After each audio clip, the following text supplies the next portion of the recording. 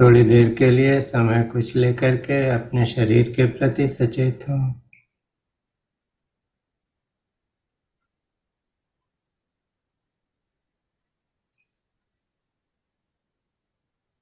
और अपने शरीर को व्यवस्थित होने दें।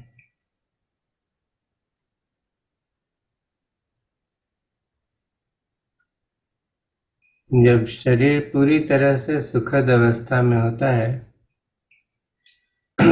तो हम शरीर के परे जा सकते हैं, लेकिन बहुत ज्यादा सुखद अवस्था में करने से सो जाने का चांस होता है। तो यदि कोई दूसरी चुनौती नहीं है, कोई ऐसी समस्या नहीं है, तो सीधे बैठे।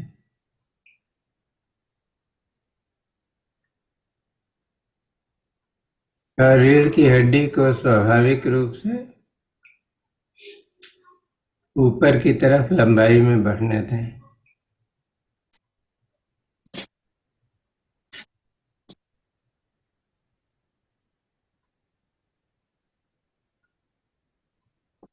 और इससे ये शरीर जो है वो बिल्डिंग ब्लॉक्स की तरह से, जिससे बच्चे खेलते हैं उसकी तरह से एक के ऊपर एक ब्लॉक सही बैठने लगता है।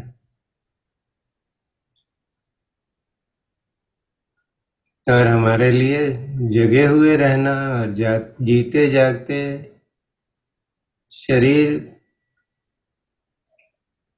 की चेतना से ऊपर उठना आसान हो जाता है।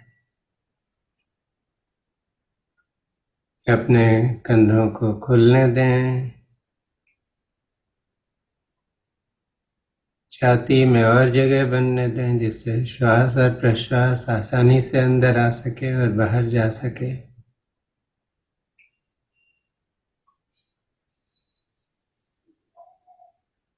आपका सर कंधों पर अच्छी तरह से टिका हुआ हो, न तो आगे की तरफ झुका हुआ और न ही पीछे की तरफ।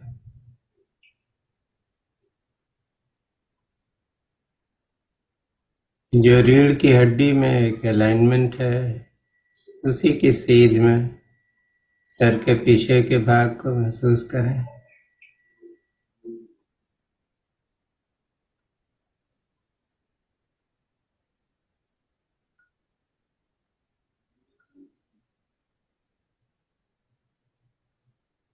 और अब धीरे धीरे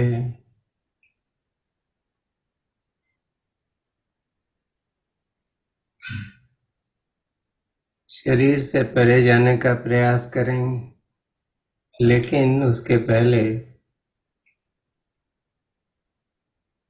ऐसा मन में धारणा करें कि आप अपने शरीर के बाहर हैं और बाहर से अपने शरीर को देख रहे हैं।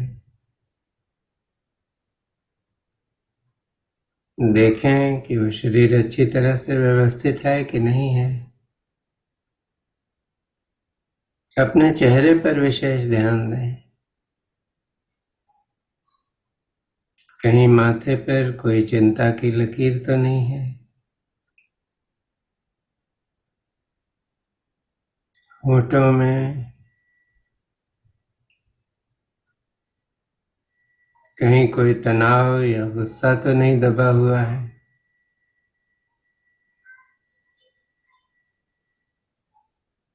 आंखों के नीचे की जो मांसपेशियां हैं, क्या वो तनाव मुक्त है या कुछ खिंची खिंची सी है? उन्हें व्यवस्थित होने दें।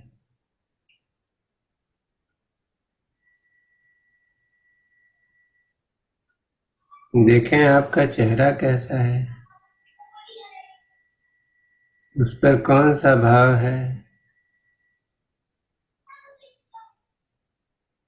क्या होंठ आपस में भींचे हुए हैं या सब कुछ सहज रूप से?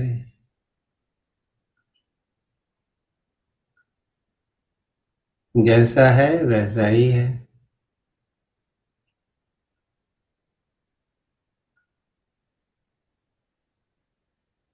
अपने चेहरे को एक अबोध शिशु के चेहरे जैसा हो जाने दें। शिशु को यह चिंता नहीं होती कि अगली बार दूध कहाँ से मिलेगा।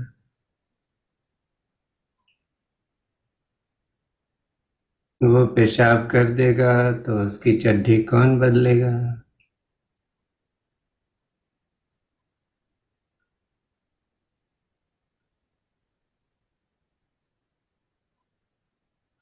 ऐसे ही हो जाए।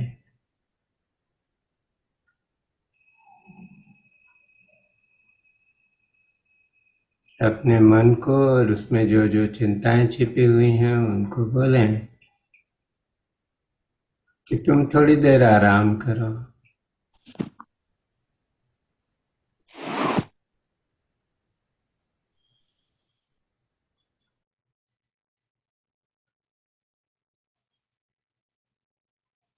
ये मेरे लिए अपने आप से मुलाकात करने का वक्त है।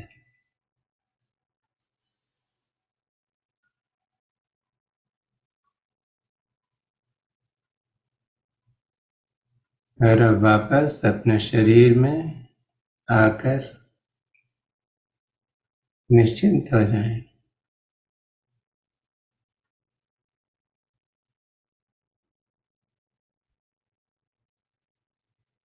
श्वास प्रश्वास को देखें। उसमें कोई हस्तक्षेप नहीं करें। जैसे श्वास अंदर आती है आने दें और बाहर जाती है तो जाने दें। उसे कुछ रेगुलेट करने की या कंट्रोल करने की आवश्यकता नहीं है।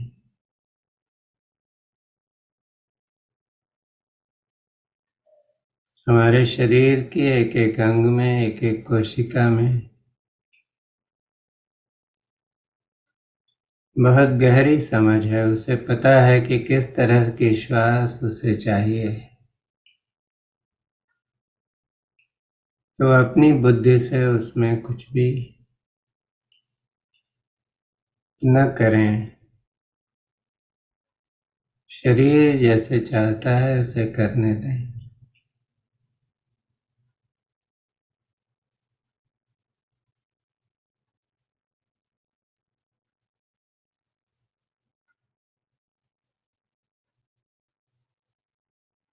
आप देखेंगे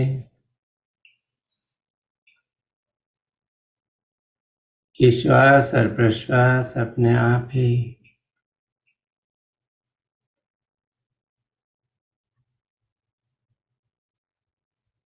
बदलने लगी है।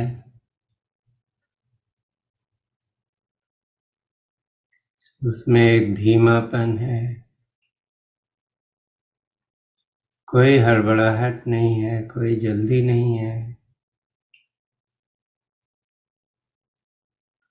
और कोई चिंता नहीं है। वो अपनी रफ्तार से अपनी इच्छा के अनुसार अंदर आती है और फिर इतना ही आहिस्ता से बिना कोई हड़कंप मचाए हुए बाहर चली जाती है।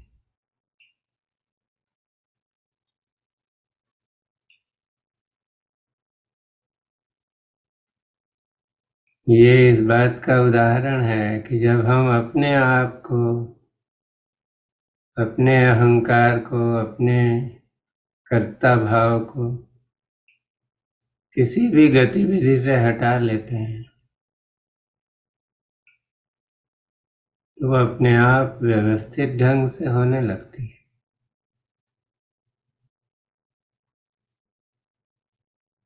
तो हमारी श्वास प्रश्वास हमको यही सिखा रही है।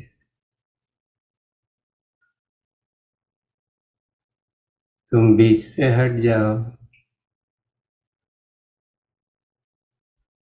मेरे ऊपर शासन करने की प्रवृत्ति को छोड़ दो। जो हो रहा है उसे होने दो। और इसी में कल्याण है। आप देखिए कि जब श्वास की गति बदल रही है, श्वास और धीमी हो रही है, तो मन ने जैसे अपने आप ही छुट्टी पर जाने का निश्चय कर लिया है।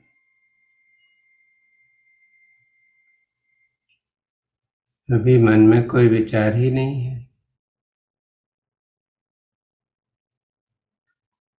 और विचार आ भी जाए तो जैसे ही हमारा ध्यान श्वास प्रश्वास की तरफ जाता है, तो वो विचारों के लिए एक एंटीडोट है, एक दवा है, और विचार तुरंत गायब हो जाते हैं।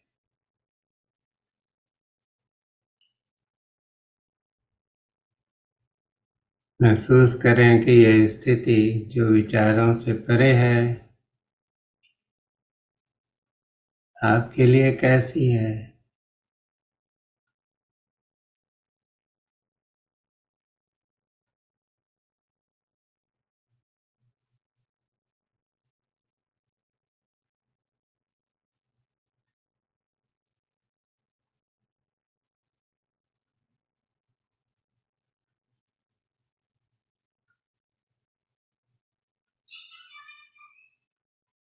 कभी कभी तो ऐसा लगेगा जैसे श्वास प्रश्वास रुक सी गई है। तो ऐसा क्यों होता है कि आपको उसकी आवश्यकता नहीं है?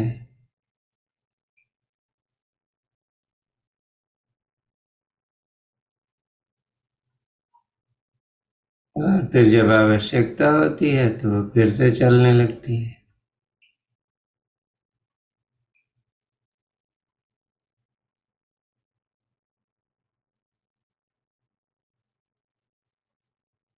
अब श्वास प्रश्वास के प्रति अपने ध्यान को या अपनी जागरूकता को और गहरा करें।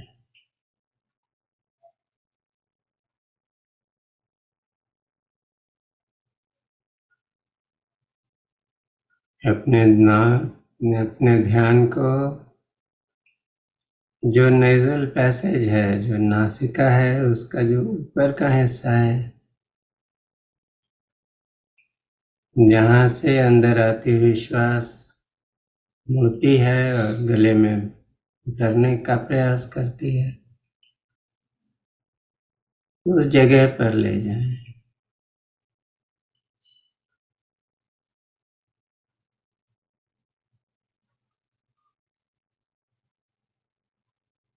और अंदर आती हुई श्वास को उस स्थान पर महसूस करें जहाँ पर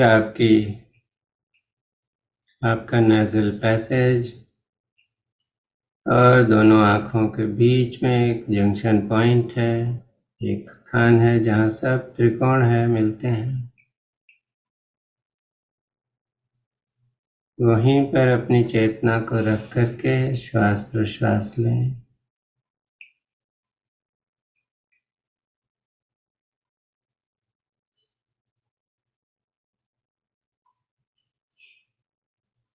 और आपको वहां पर कुछ हलचल सी पता लगेगी, एक शक्ति का प्रत्यय होगा, या हो सकता है कोई ऐसे पॉइंट बन जाए जिसमें दबाव हो, आप महसूस करें उसको।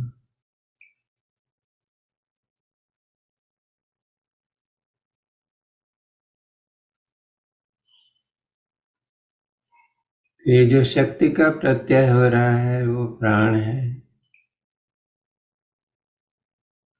वहां पर आकर के आपकी श्वास प्रश्वास से प्राण अलग होता है, और यही प्राण पूरे शरीर में उपलब्ध हो जाता है।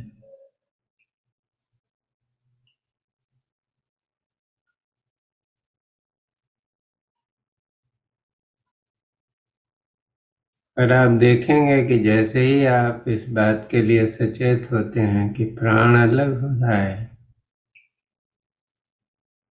तो आपके पूरे शरीर में जितनी कोशिकाएं हैं उनमें प्राण की मात्रा जैसे बढ़ जाती कि श्वास प्रश्वास से जो प्राण आपने अलग किया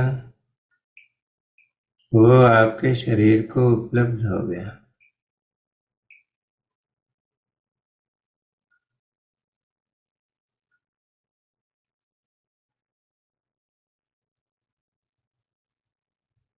तो ये जो नासिका और भ्रूमध्य का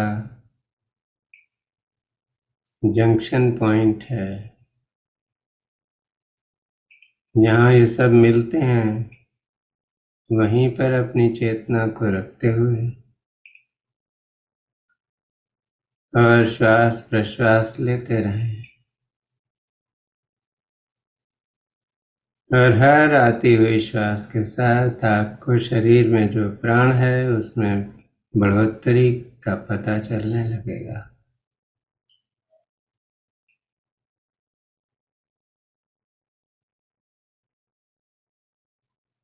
कितने आश्चर्य की बात है कि यह प्राण तो शरीर में उपलब्ध है और बाहर मुफ्त में मिल रहा है, लेकिन हम इसे ग्रहण नहीं करते क्योंकि हम बाहर की दुनिया में इतने मुब्तला हैं कि हमारे पास समय ही नहीं है हम अपने श्वास प्रश्वास को देखें।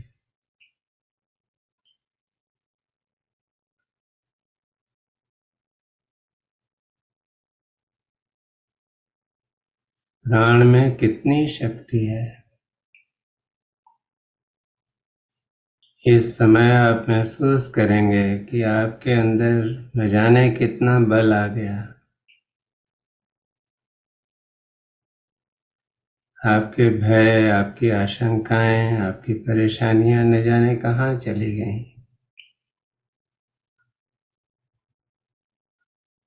पूरी तरह से इस क्षण में रहते हुए प्राण तत्व को अपने अंदर महसूस करें।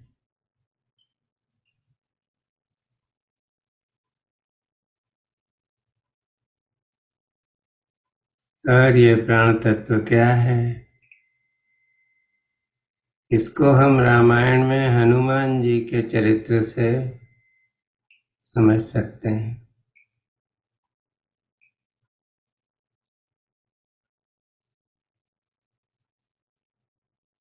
उन्हें पवन पुत्र कहते हैं।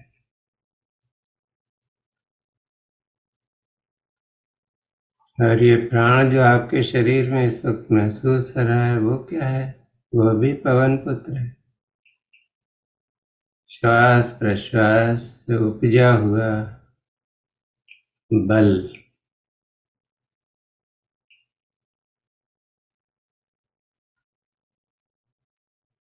इसीलिए रामायण में प्राण तत्व को हनुमान जी दर्शाते हैं।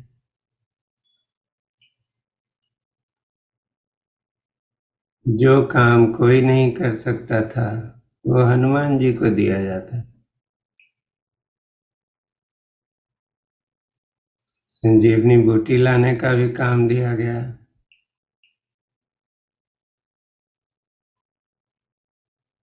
लेकिन वो पर्वत पर पहुंचकर उस बूटी को ढूंढने में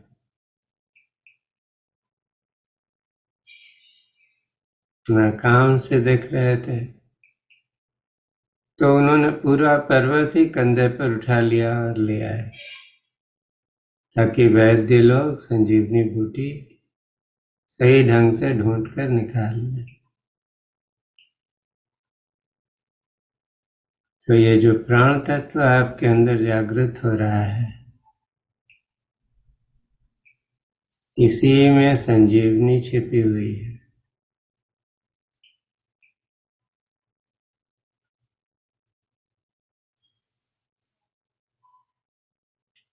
उस संजीवनी को ग्रहण करें।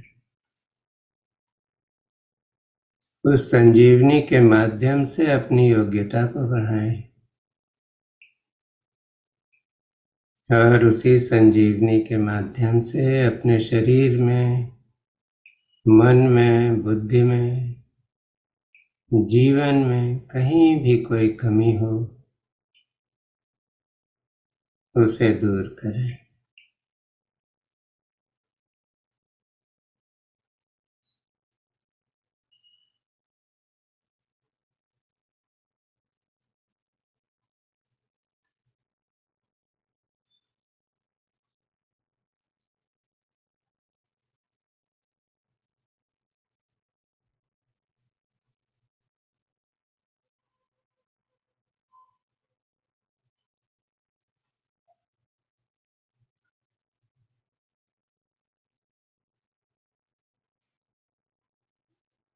थोड़ी देर के लिए अपनी समग्र चेतना श्वास प्रश्वास पर लगाएं और श्वास प्रश्वास के माध्यम से जो प्राण तत्व इस शरीर में उजागर हो रहा है उसे बहुत बारीकी से और गहराई से देखें। हर आती हुई श्वास के साथ आपके शरीर में प्राण तत्व बढ़ रहा है।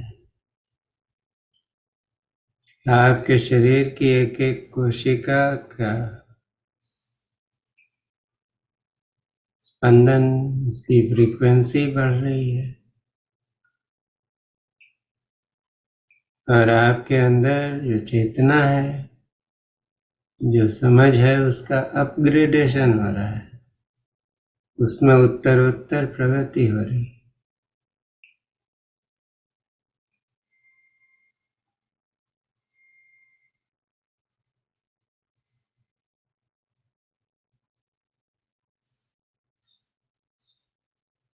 कितना आसान तरीका है श्वास को अपनी नासिका में महसूस करना और उसे मौका दे देना कि वो प्राण तत्व को हमारे लिए रिलीज कर दे, हमें उपलब्ध करा दे।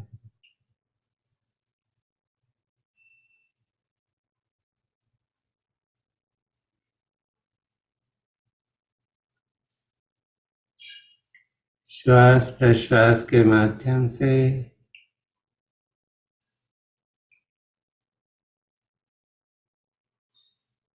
सूर्य द्वारा दिए गए प्राण तत्व के उपहार को ग्रहण करने का इससे बेहतर कोई और तरीका नहीं है।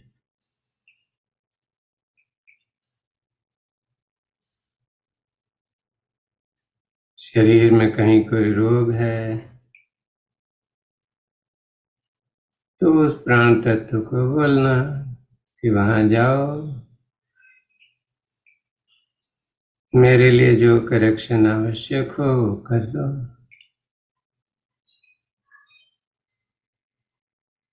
और शारीरिक बीमारी का अपने आप निदान शुरू हो जाएगा।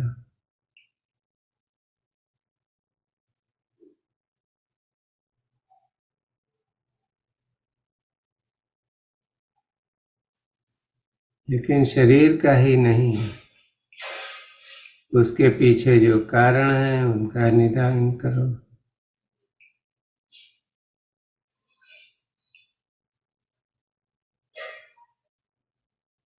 बहुत सी बीमारियां हमें इसलिए होती हैं क्योंकि वो साइकोसोमैटिक है, मन से जुड़ी हुई है। बहुत चिंता होती है, हम सोचते हैं कि हम ही करता है, बहुत बोझ आ गया है। तो कभी कभी हमारे लिए ब्लड प्रेशर हो जाए, डायबिटीज हो जाए या हृदय से संबंधित कोई रोग हो जाए, ये स्वाभाविक है। लेकिन प्राण तत्व को इन जगहों पर भेज करके हम शरीर की अव्यवस्था का निदान कर सकते हैं।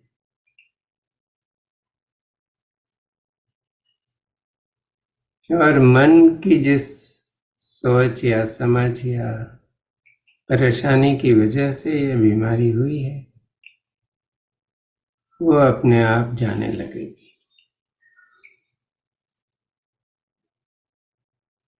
कुछ चीजें ऐसी होती हैं जो एक बार बिगड़ गई तो फिर वापस नहीं हो सकती। लेकिन जब हम प्राण की उच्च स्थिति में होते हैं तो ये बीमारियां समय के साथ साथ और अधिक नहीं बिगड़ती, जिसे हम कहते हैं अरेस्ट हो जाती, वो वहीं पर रुक जाती। तो किसी को भूलने की बीमारी हो रही है, इसका मतलब मस्तिष्क की कोशिकाएं जो है मर रही हैं। तो प्राण तत्व को ब्रेन में भेजें। किसी को हार्ट की प्रॉब्लम है तो उसे हार्ट में भेजें। किसी को किडनी से कोई रिलेटेड इश्यू है तो उधर किडनी में भेजें। और आप सिर्फ उसका आनंद लेना चाहते हैं तो अपनी चेतना को अपने पांव के अंगूठों में, तलवों में ले जाएं और प्राण तत्व को वहां पर महसूस करें।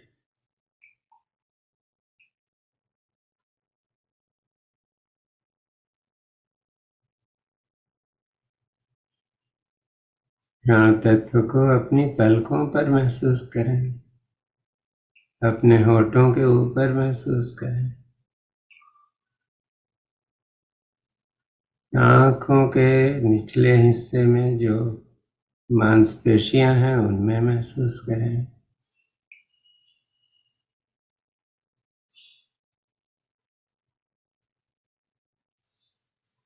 जो आपके शरीर की प्रज्ञा है, बॉडी इंटेलिजेंस है, वो जहां जहां इस प्राण तत्व को महसूस कराना चाहती है उसे कराने दें।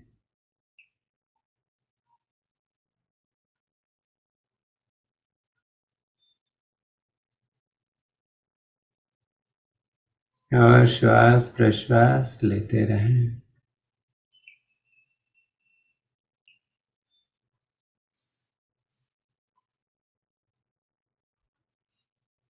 कोई चिंता हो, कोई और विचार हो, या मन ऐसे ही भटक रहा हो किधर किधर, तो उसको, प्राण तत्व को उस तरफ भेज दें और सब कुछ अपने आप व्यवस्थित होने लगेगा।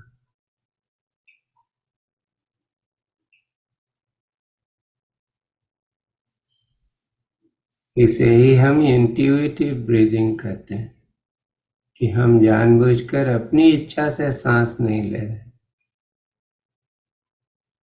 शरीर अपनी इच्छा से, अपनी समझ से श्वास ले रहा है और श्वास छोड़ रहा है, और उसके माध्यम से हमें प्राण तत्व के साथ संपर्क मिल गया है।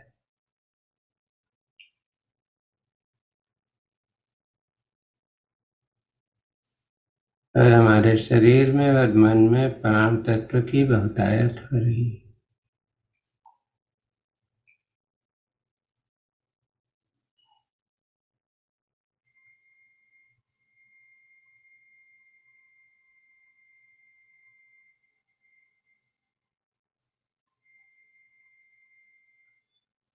जब किसी को शरीर में कोई व्याधि है, कोई असहजता है, तो प्राण तत्व को वहां भेजें।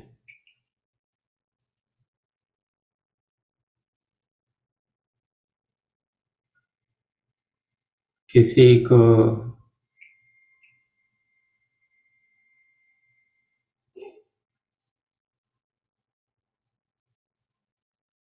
रुपए पैसे के मामले में कोई कमी है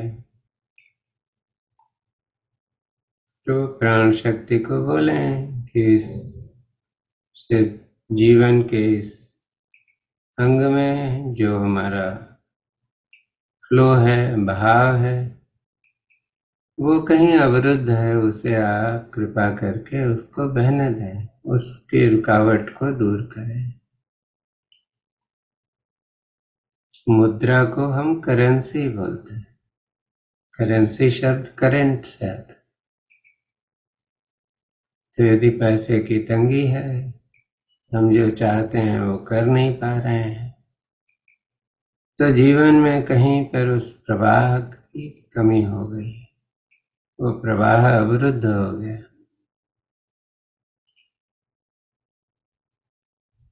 प्राण तत्व को पता है कि कैसे खोलना है, तो वो उस प्रवाह को फिर से शुरू कर दे। और हमारी ऐसी कोई समझ है गलत, कोई हमारा बिलीफ सिस्टम है जो गलत है। बहुत से लोग सोचते हैं पैसा तो बड़ी खराब चीज है, तो वो शिकार हो जाते हैं। जीवन में ऐसे वक्त आ जाता है जब पैसे उनके पास नहीं होते।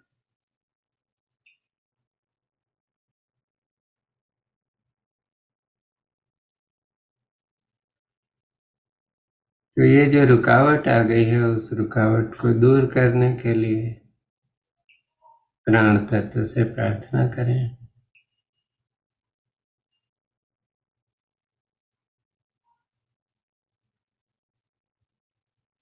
पैसे आ जाएं तो ये प्रभु का आशीर्वाद है। पैसा ईश्वर का एक रूप है। और तब हमें सही समझ के लिए प्रार्थना करनी होगी कि उस पैसे का हम कैसे उपयोग करेंगे।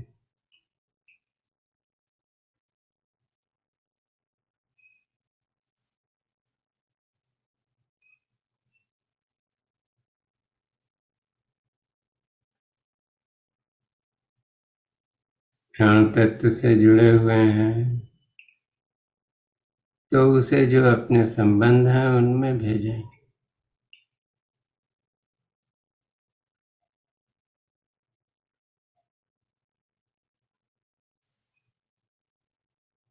लोगों को शरीर में व्याधि होती है, लेकिन बहुत सारी व्याधियां संबंधों में कहीं कोई अवरोध है उसके कारण होती हैं।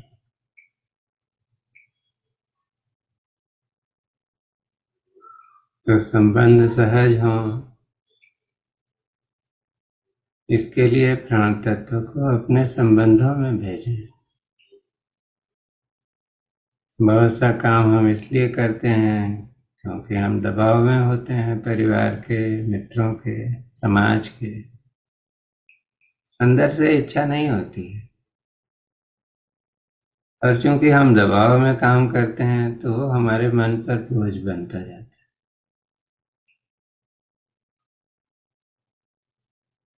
हम दबाव में न हो, प्रवाह में हो। इसके लिए प्राण तत्व को अपने संबंधों में भेजें।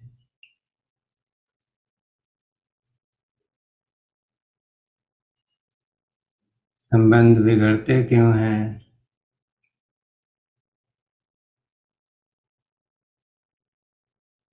क्योंकि हम भावनाओं में बहते रहते हैं।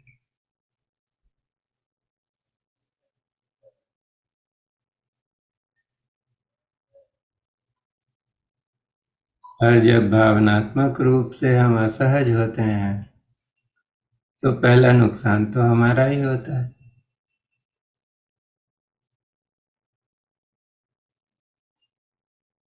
तो प्राण तत्व को अपने भावनात्मक जगत में जाने दें। उस जगत में जो असहजता है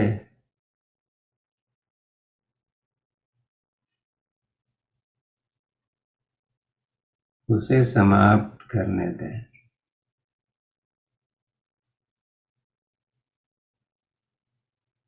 जब हम भावनात्मक रूप से सक्षम होते हैं तो हमारे जीवन में दूसरे लोग कहाँ तक और क्या क्या हस्तक्षेप करेंगे, इसके लिए हम सीमा रेखा खींच देते हैं।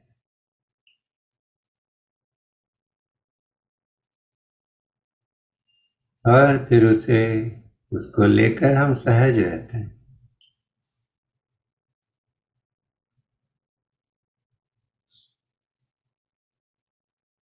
और जब तक हम सहज नहीं होते तब तक हमारे संबंधों में एक तरह का दबाव होता है, और यही दबाव बढ़ते बढ़ते एक दिन संबंध तोड़ देता है या हमें तोड़ देता है।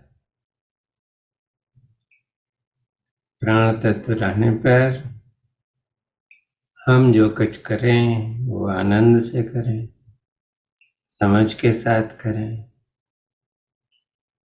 इस तरह से करें कि हमारा भी कल्याण हो और दूसरे लोगों का भी कल्याण हो। जब प्राण होता है तो हम दूसरे पर नियंत्रण करने की आदत से बरी हो जाते हैं। दूसरे को पूरी स्वतंत्रता देते हैं कि वो अपने ढंग से आगे बढ़े, हमारे दबाव में न बढ़े। और हम भी किसी के दबाव में नहीं हो।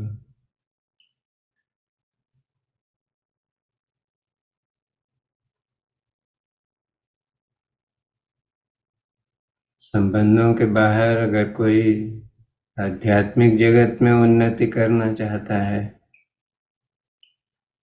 तो प्राण तत्व उसके लिए भी आवश्यक है। क्योंकि जब तक हमारे प्राण तत्व जो है प्रचुर मात्रा में नहीं होगा हमारे अंदर, हम मन के चंगुल में रहेंगे। मन के गुलाम बनकर रहना पड़ेगा। हम स्वामी नहीं बन सकते। जो सन्यासी होते हैं उनको हम स्वामी बोलते हैं, क्योंकि उन्होंने अपनी इंद्रियों और अपने मन पर विजय पाई है।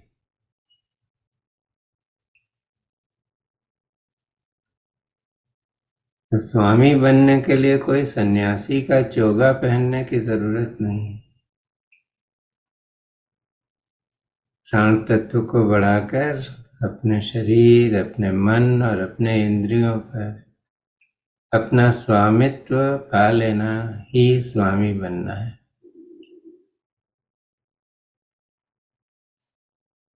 तो आंखें बंद किए हुए थोड़ी देर प्राण तत्व के संपर्क में रहें और स्वामी बने।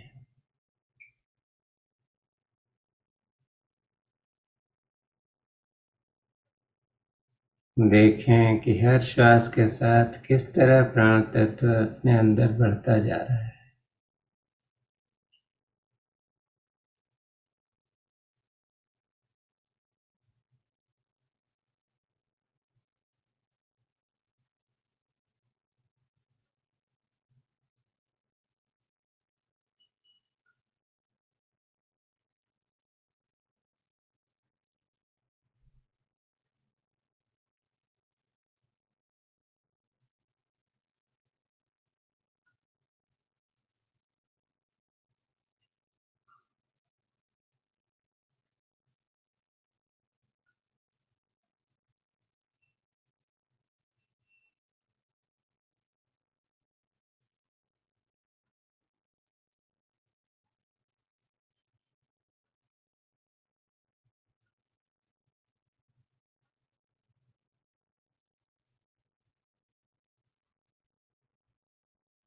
इस बात का पता रहे कि ये प्राण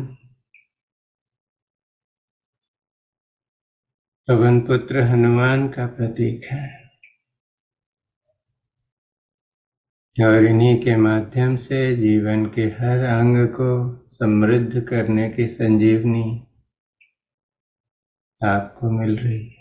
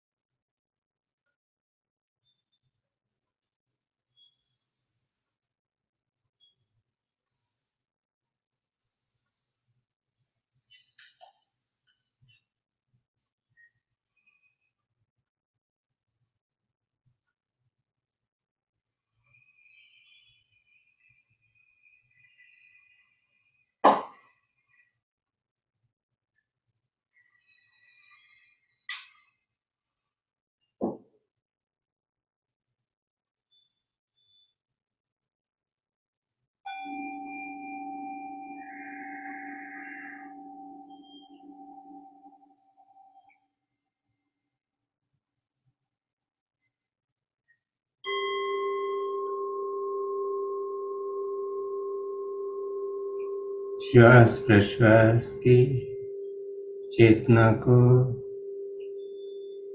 और उनके माध्यम से शरीर में उतरते हुए प्राण को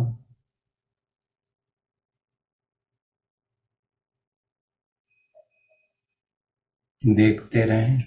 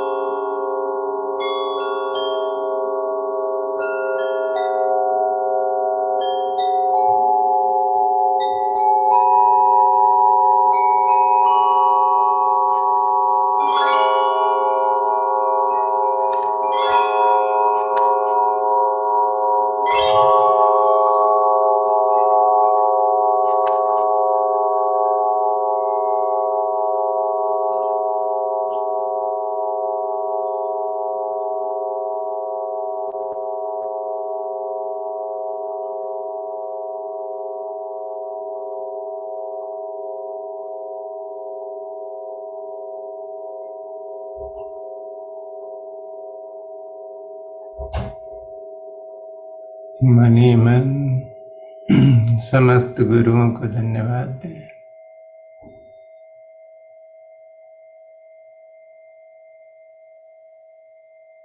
इस सत्र में जो जो लोग जुड़े हुए हैं उनको धन्यवाद दें, अपने आप को धन्यवाद दें, प्राण तत्व को धन्यवाद दें।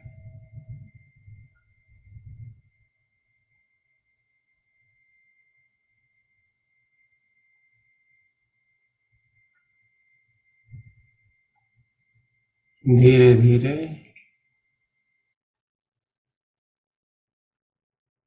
अपने शरीर के प्रति और अधिक चैतन्य हो। कुछ गहरी सांसें ले सकते हैं आप इसके लिए।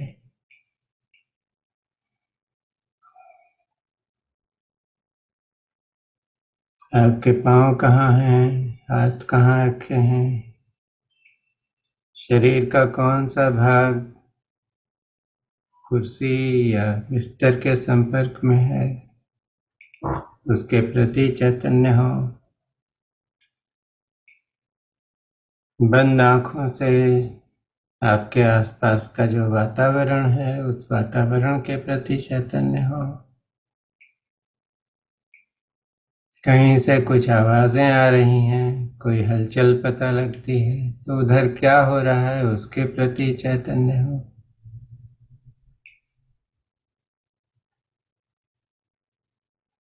ऐसी स्थिति को पाएं जिसमें आपको पता हो आपका दिल कैसे धड़क रहा है,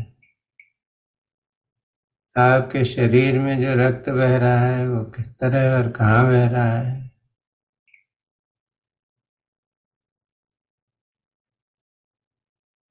जो आंखें बंद हैं उसमें पलकों का भार कहाँ महसूस हो रहा है।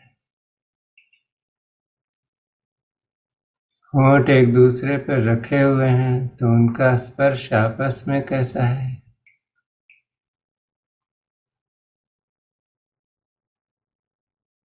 अंदर और बाहर दोनों तरफ जो कुछ हो रहा है उसके प्रति जागरूक रहें।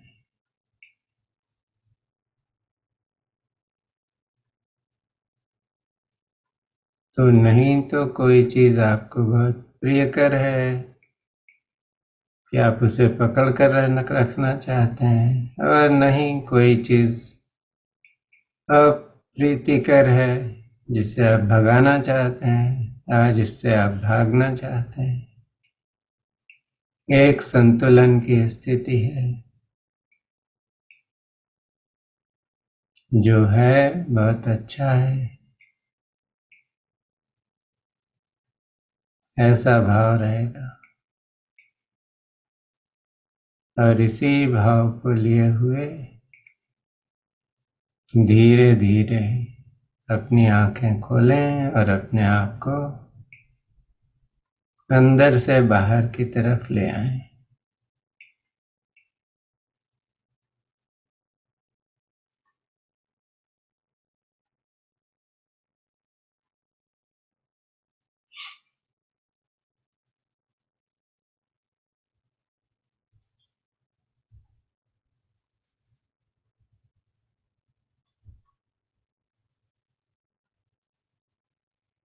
कैसा लगा आप लोगों को ये अनुभव? क्या प्राण तत्व की प्रतीति हुई? और शरीर की स्थिति इस वक्त कैसी है? क्या एकदम से एनर्जी बढ़ गई है? मैं तो शेक कर रही हूँ लिटरली। हाँ जी, शेक कर रहे हैं, हाँ सर। मैं शेक कर रही हूँ। हाँ, तो एक वो प्राण जैसे अंदर गया एकदम से, तो आपको वो एनर्जी महसूस हो रही। तो थोड़ी देर आंखें बंद करके बैठे रहे, बैठ जाएं। कुछ करने की आवश्यकता नहीं, थोड़ी देर इसी भाव में बैठे।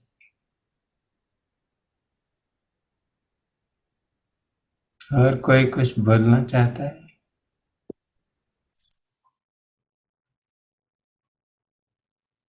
Brahma ji, I have a question. हाँ, यस डॉक्टर कविता। This ये जो जिस पॉइंट पर आप कह रहे हैं ना, प्राण और ब्रेथ अलग अलग हो जाती है, जी, can you explain me that point? Where is it? ये किधर जाकर मुड़ता I है? am pointing with my finger. Hmm The breath comes from the nostrils, it comes up to this point, hmm and then it turns around. And it is also the point between the two eyes, okay, in the the forehead. So front. if we focus here, you can put your finger here okay, and focus on this touch. so it's here, not at the pineal gland, not Exactly, it is that the pineal gland, लेकिन अंदर से वो बाहर के लिए बताने में लोगों को पहला जो शुरू कर रहे हैं उन्हें आसानी होती है। Okay okay If you can reach the pineal gland directly, you can focus it there. Okay, that's what I want to clarify. That is it. Okay, but it was हाँ, really beautiful, and I tried to cure my throat with it. तो मेरे को हाँ, थोड़ा सा फर्क तो पड़ा. फर्क पड़ा। बहुत अच्छा। Yes. हाँ, जिधर हम चाहें प्राण को भेज सकते हैं, Hmm. क्योंकि प्राण तो हमारे लिए उपलब्ध है। और Right. सबसे बड़ी बात यह है कि फ्री है, बाहर प्रकृति में है। Hmm. लेकिन चूंकि हम जगे हुए नहीं होते हैं, उसकी तरफ देख ही नहीं रहे हैं, तो वो हमको मिलता नहीं है। तो सारी जिंदगी इधर उधर भागते रह जाते हैं, ऐसे ही निकल जाती है जिंदगी। कैसा लगा मधु आपको?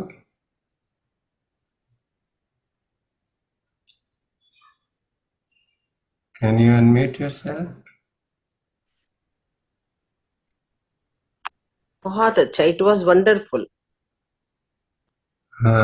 So now और you have the handle, to direct, and blood pressure is indicative of pressure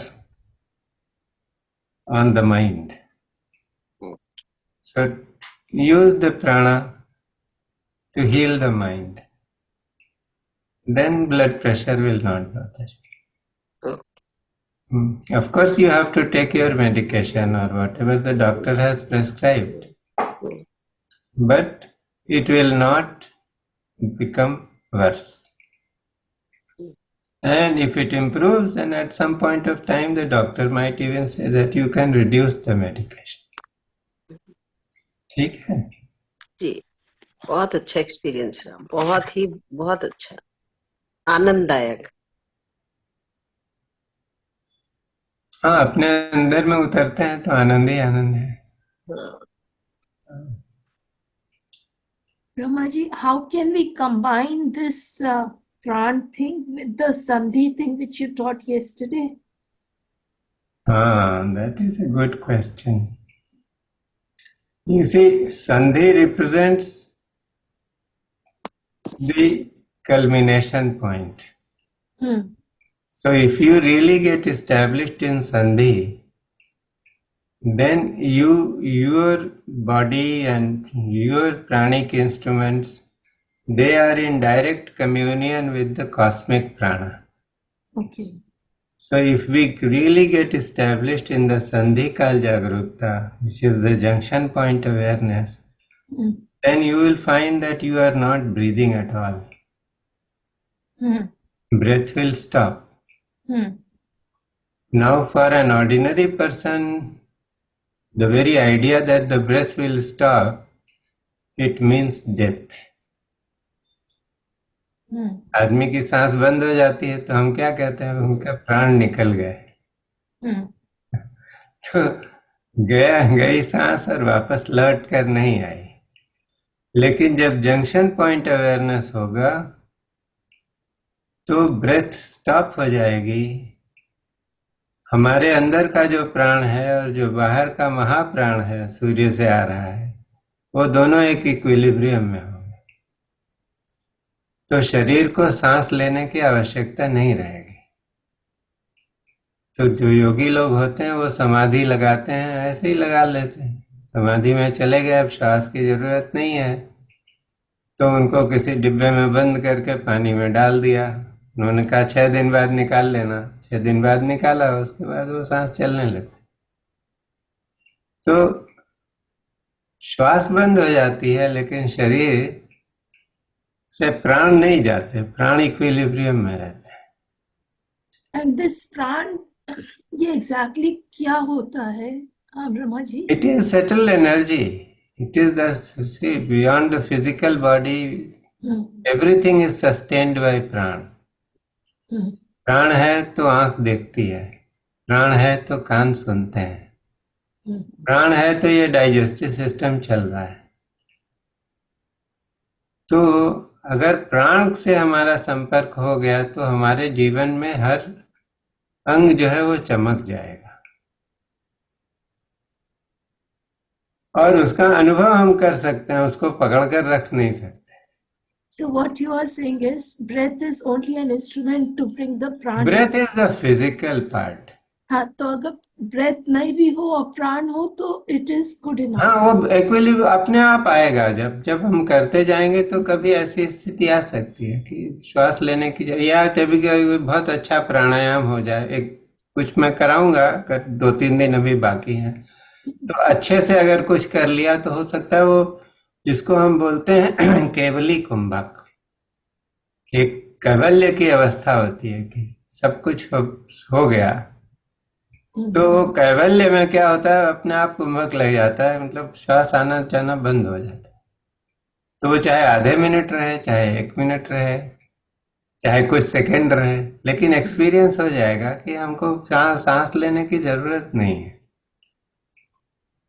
तो जो योगी होता है वो एट विल उसको प्रोलॉन्ग कर लेता है, एलोंगेट कर सकता है उस स्थिति को.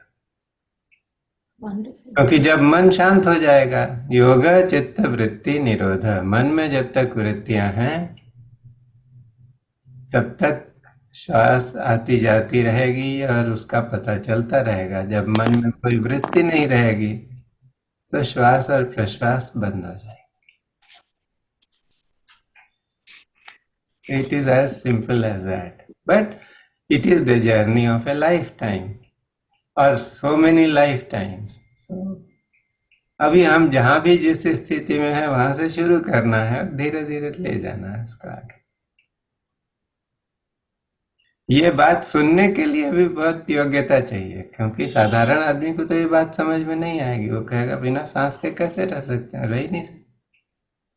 लेकिन उसके अंदर यही योग्यता नहीं कि वो 10 मिनट चुपचाप बैठे।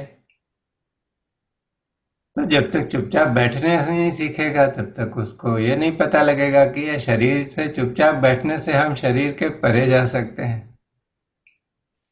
तब हमको श्वास प्रश्वास की अनुभूति होगी, वो भी फिजिकल है, लेकिन उसी में अगर बने रहेंगे तो धीरे धीरे उसके सटल नुएंस जो है, प्राण है, वो अपने आप ही उजागर होगा। तो उसके लिए कृपा चाहिए, अपना कुछ एफर्ट होगा और कुछ अपने गुरुओं का आशीर्वाद चाहिए, तो पता लगता है। भाई साहब, जी जी गुरु तो बोल रही हूँ। हाँ बोलिए।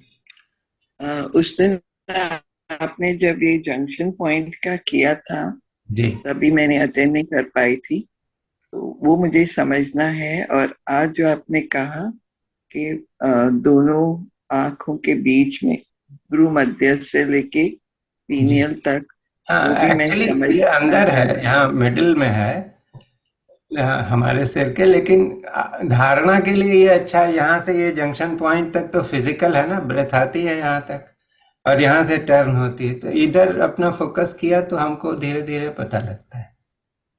अच्छा, जी मैं नॉस्ट्रल से समझी थी आज, और हाँ, नॉस्ट्रल नॉस्ट्रिल से से ही लेके चाहिए। यहाँ हाँ तक कर रही थी।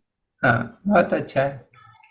वो ऐसा है ना, हर चीज का एक क्या होता है कि हम पढ़ाई करते हैं तो कभी किंडरगार्टन में होते हैं, फिर वह दर्जा 1 में आते हैं, तो थोड़ा थोड़ा हमें बताया जाता है कि हमारे जो पदार्थ है उसकी 3 अवस्थाएं हैं, सॉलिड है, लिक्विड है, गैस है। लेकिन जो आगे पढ़ने लगे, साइंस की पढ़ाई करने लगे, जिसने कभी इलेक्ट्रॉन माइक्रोस्कोप देख लिया तो उसके नीचे कोई भी चीज रख दो तो वो पोला दिखाई देता है, nothing is solid. But that is higher understanding. So one has to begin with this understanding that there are 3 states of matter: solid, liquid and gas. लेकिन जब उसमें आगे बढ़ जाएंगे तो पता लग जाएगा कोई चीज है सॉलिड तो कहने की बात है नहीं सॉलिड। तो इसी तरह से है कि कहीं से जहां पर हम हैं वहां से शुरू करना पड़ेगा, तो वो करने से धीरे धीरे उसकी जो सूक्ष्मता है वो अपने आप प्रकट होती है। तो आप सभी को ये दिन बहुत बहुत मंगलमय हो। नमस्कार। बहुत बहुत शुक्रिया भाई साहब।